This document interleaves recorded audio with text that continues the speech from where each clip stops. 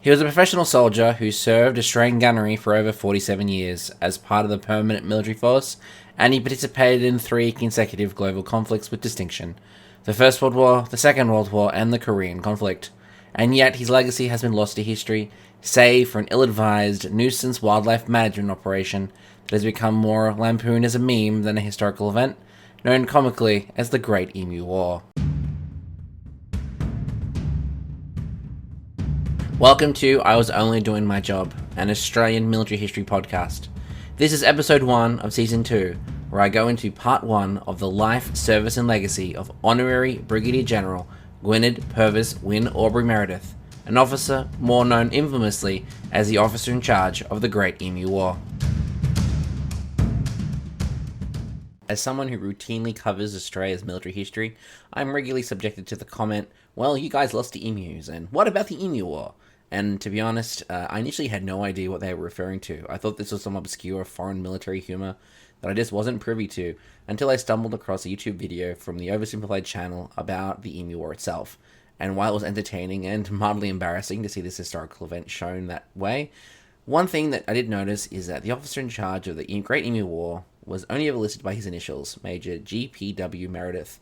The same is also true on every article, news report, or website that I looked at in regards to this topic. But I was so intrigued and a little frustrated by this, I wanted to know what else he had done to see if it had any impact on his career, which is the reason why I've picked every person thus far that I've covered on this podcast, and by chance and a fluke on the National Archives, I actually stumbled upon his full name, and a rather extensive military career which has been largely forgotten and overshadowed by something that has become more of a meme than a historical event. So here he is, the commanding officer of the Great Emu War. Gwynydd Purves Wynne-Aubrey Meredith, who for simplicity's sake will be known as Meredith, was born at the Manse in Swansea, Tasmania, on the 19th of April, 1887. He was the elder of 2 sons of George Llewellyn Meredith, a stock and stations sharebroker, as well as a mining agent, and his first wife, Alicia Louisa McLean, an artist. In 1892, Meredith's brother, Ewan Harcourt Wynne-Aubrey, was also born, but sadly his mother would pass away suddenly just 2 months later. Their father would remarry in Sydney on the 30th of November, 1899, to Eleanor Bond Ward. Meredith was educated at both the Launceston Grammar School and the Church Grammar School in Tasmania, and by all accounts he was an okay student, though he was destined to be a professional soldier. Despite there being no evidence of any service in any cadet unit, which was common at this time, as soon as he was able, he would join the Victorian Scottish Regiment, and in 1907 was promoted to the rank of second lieutenant as part of the permanent military force.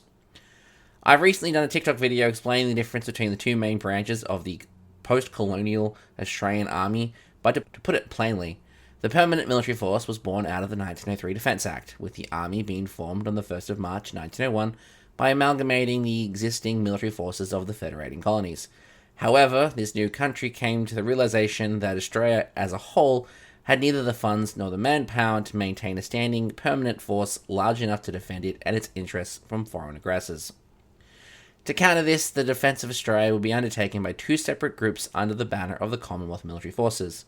The larger of the 2, the Citizens' Force, comprised of pre-existing militia units who were paid for non-continuous military service, namely they were paid for the military camps and training they undertook through the course of a year, but held civilian jobs for most of the time. They also comprised of volunteer forces who did the same thing but weren't paid, and reserve forces who were namely men who were part of organised rifle clubs and soldiering societies, and those who had retired from the permanent forces. The permanent military force was comprised of professional, full-time soldiers, sailors, from whom the core of any defensive force would be founded, and thus comprised of the administrative and instructional staff, including army service, medical and ordnance staff, garrison artillery, fortress engineers, and submarine mining engineers. People who were responsible for mining the approaches to Australia. Like most other British dominions who had similar defence acts, they also had provisions that forbade standing military units from deploying overseas, which required the would-be soldiers to volunteer for overseas service. In 1910, he was assigned to the Royal Australian Artillery in Queensland as a full lieutenant, and in 1911 completed a number of courses in gunnery where he achieved moderately good results. In 1912, he was appointed to be the range officer for the Royal Australian Field Artillery's annual training camp, which was a significant honour for a relatively young and inexperienced officer. By 1914, Meredith had been transferred to New South Wales as part of the 2nd Military District, where he would stay in a staff position until February 1915, when he was transferred to Thursday Island as part of a small force stationed at the fortifications within the Torres Strait as a means of monitoring the strategic shipping routes along the north of Australia, as well as the important communication link from the threat of the German Asiatic Squadron.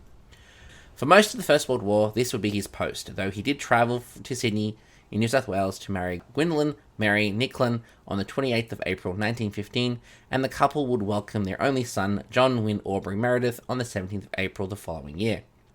He would remain posted to Thursday Island until January 1918, when he would return to Sydney, and on the 8th of July 1918, he would formally enlist in the Australian Imperial Force at the age of 31 as a reinforcement to the Australian Heavy Artillery Battery, though he would actually join the staff of Major General John Stanley, the Quartermaster General of the Australian Imperial Force, and he himself a veteran artilleryman. Meredith would serve as his adjutant.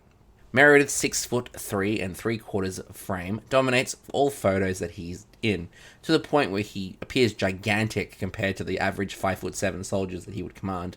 On the 23rd of April 1918, his unit would depart for AIF headquarters in London aboard the troop ship HMAT A44 Marathon. On this voyage, Meredith would serve as the ship's adjutant and quartermaster at the rank of captain. He would arrive in London in September and be officially taken on strength with the AIF in England on the 27th of September 1918. On the 24th of October that year, he would be admitted to hospital with the mumps, and this would effectively end his overseas military service within the Great War, as he'd be discharged on the 7th of November 1918, just 4 days before the end of the war. He would, however, continue to serve, as the AIF headquarters in London now had the arduous task of transporting some 300,000 Australian soldiers, sailors and nurses back to Australia, on top of all the equipment and relics destined for Australian shores. In 1919, he would finally make it to France to conduct reviews of troop dispositions and conditions, before commencing duty at the Office of the High Commission for Australia in February, and was assigned to the staff of the Military Advisor to the High Commissioner. In March, he would be assigned to the Demobilisation Department, a position he would hold until October, when he would join Australia House's Disposal Board as a military advisor, and would hold this position until he too was discharged on the 8th of February 1920, when the Australian Imperial Force was formally disbanded. For Meredith, the war didn't mark the end of his military career, as by March 1920, he had been assigned to the 3rd Military District based in Melbourne, which was also where headquarters for the entire Commonwealth military force resided. I've already mentioned at this point the 1st and 2nd military districts, and essentially the Australia and her dominions were broken down into military administrative centres roughly the size of along the state lines. This was to assist the administration of the newly federated Australian Army, and were responsible for the training, equipping and provisioning of any citizen force headquartered within that area, as well as serving as the administrative centre for any permanent forces. In October in that year, he was transferred to the Staff Corps and was selected to attend the Royal Artillery College at the Royal Military Academy, Woolwich, England, to undertake an ordnance course over the next 2 years. On completion, he received the post-nominals PSC, which indicated that he had passed the Staff College exam.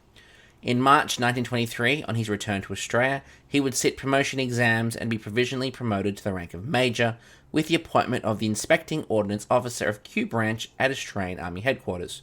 This department was responsible for handling logistics, supply, transport, clothing and maintenance of the entirety of the Commonwealth Military Force. The following year, he'd be seconded to duty with the Munition Supply Board as a staff officer within the same unit, and would stay in that position until 1927, when he'd be appointed to be a member of the Contract Board. During this time in the permanent military force, there was not a great deal of advancement or deployment opportunities available, especially for those with technical trades, which is why Meredith spent so much time in artillery-related pursuits. And for most of his time after the Great War, Meredith worked without complaint within the offices of the Royal Australian Artillery.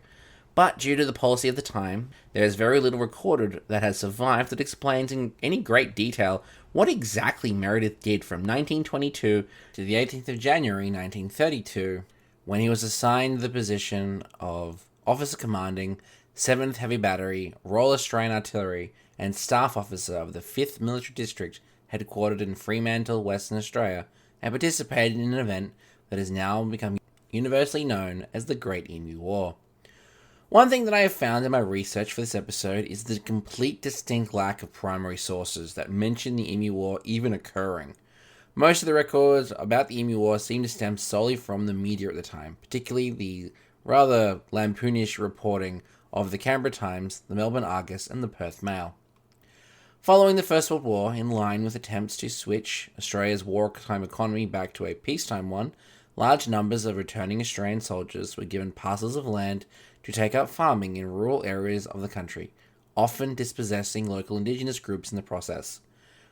The issue arose that a lot of this land was not suited for large-scale agriculture, and a lot of the soldier settlers were from the cities, and very few had extensive understanding of commercial farming.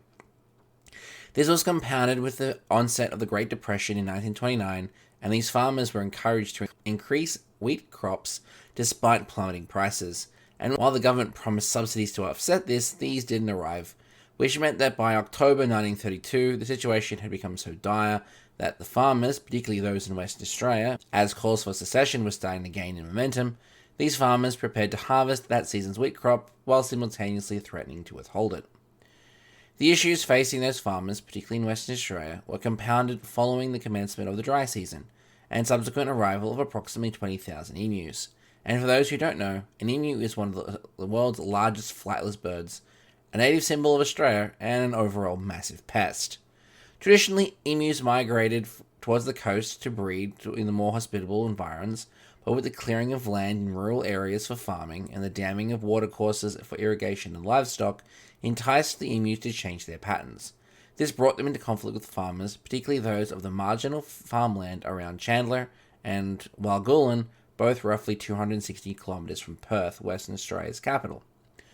The emus consumed and spoiled the crops, as well as leaving large gaps in fences where rabbits could enter and cause further problems. These farmers relayed their concerns about the birds ravaging their crops, and a deputation of ex-soldiers were sent to meet with the Minister of Defence and one of Western Australia's federal representatives, Sir George Pearce. These settlers stated that ordinary firearms were useless to stop the emus and requested that machine guns be loaned to them to destroy the birds. Pearce would understandably not agree to allow the settlers' use of probably the most devastating weapon used in modern memory, but mentioned that he would be willing to dispatch a contingent of military personnel accustomed to the operating of the guns. The gun crew would comprise of one officer and two other ranks, and 2 guns. This was all on the proviso that the government would not be financially impacted by this. The soldiers would receive no additional pay, the farmers were responsible for the supply of ammunition, food and accommodation, and the West Australian government had to pay for their transport. Considering the rumblings of Australia's geographically largest state leaving the Commonwealth, some have argued that this whole affair was an attempt to stave off calls for secession. Enter Major Meredith. This is where he enters public knowledge of those who meme the Emu War. Meredith, along with Sergeant S. McMurray and Gunner J. O'Halloran, still annoys me that I've not yet been able to have the same success in identifying his 2 troopers as I have with him. But in October of 1932, they'd be issued with a pair of Lewis machine guns and 10,000 rounds of ammunition, and sent to Campion, Western Australia, for their involvement in the weirdest nuisance wildlife management military operation. And this is where we'll end this week's episode. Next time on the podcast, I will continue the life, service, and legacy of Brigadier General Gwynydd Purves Wynne-Aubrey Meredith, starting with his involvement in the Great Emu War.